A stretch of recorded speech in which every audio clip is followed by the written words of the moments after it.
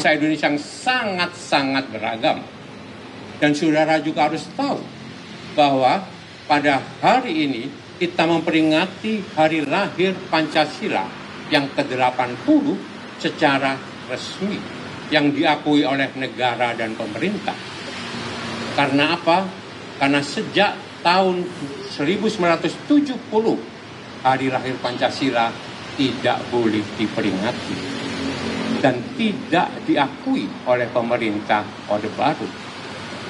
Baru setelah 56 tahun, tepatnya 2016, baru hari lahir Pancasila diakui oleh negara dan pemerintah, dan kita memperingatinya sebagai hari lahir Pancasila. Terbukti bahwa sejarah yang dibelokkan oleh rezim Orde Baru telah menemukan jalannya sendiri.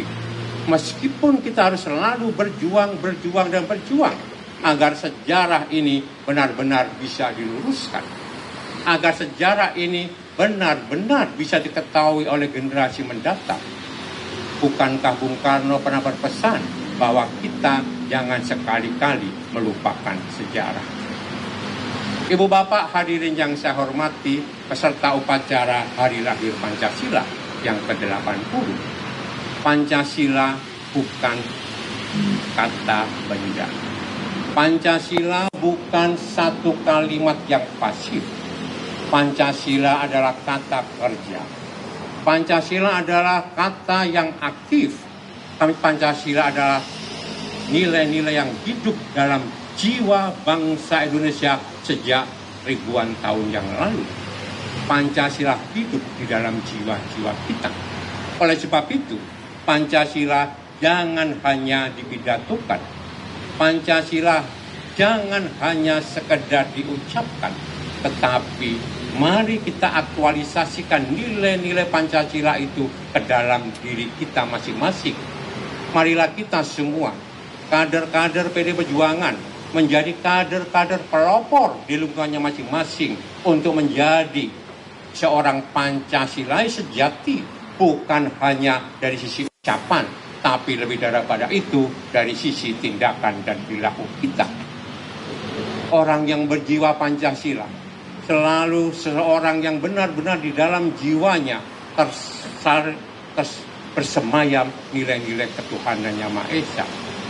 Orang-orang yang berjiwa Pancasila di dalam gerak hidupnya selalu dilandasi oleh nilai-nilai kemanusiaan yang adil dan beradab.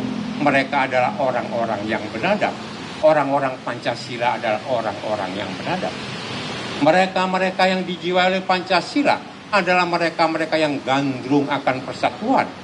Mereka-mereka yang benar-benar menghindari fitnah dan adu domba sesama warga bangsa. Dan mereka-mereka yang berjiwa Pancasila adalah menjunjung tinggi demokrasi berdasarkan hikmat kebijaksanaan. Demokrasi berdasarkan musyawarah untuk mufakat demi kebaikan bangsa ini.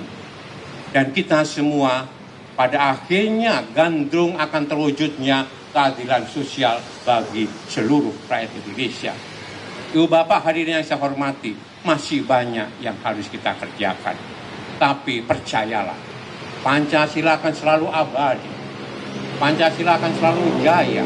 Dan Pancasila selalu akan bersemayam di dalam jiwanya bangsa Indonesia untuk tetap tegaknya negara kesatuan Republik Indonesia.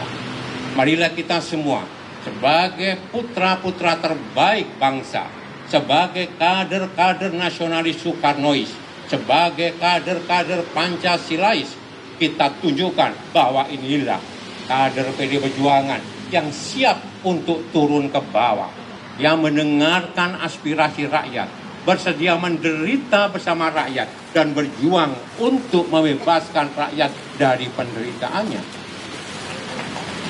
Marilah kita bersama-sama untuk turun ke bawah, mendengarkan aspirasi rakyat, menyatu dengan kehendak rakyat, dan berjalan di muka untuk mengorganisir dan memimpin rakyat untuk mendapatkan kebebasannya, mendapatkan kemakmurannya, mendapatkan kesehatannya, meningkatkan pendidikannya.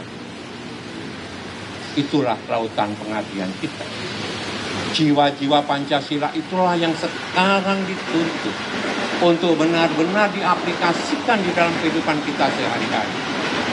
Maka dengan jiwa Pancasila itu kita harus melawan korupsi. Mereka-mereka yang korupsi sampai miliaran dan puluhan miliar bahkan ratusan miliar, itu adalah mereka bukan seorang Pancasilais. Dialah pengkhianat dari Pancasila. Mereka yang menguasai tambang beribu-ribu hektar dan menyengsarakan rakyat dan merusak lingkungan, itu adalah pengkhianat Pancasila. Maka itu juga harus kita lawan. Saudara-saudara, banyak sekali ketimpangan-ketimpangan yang ada di antara kita, sehingga itulah yang menjadi dasar kita untuk selalu berjuang dan berjuang.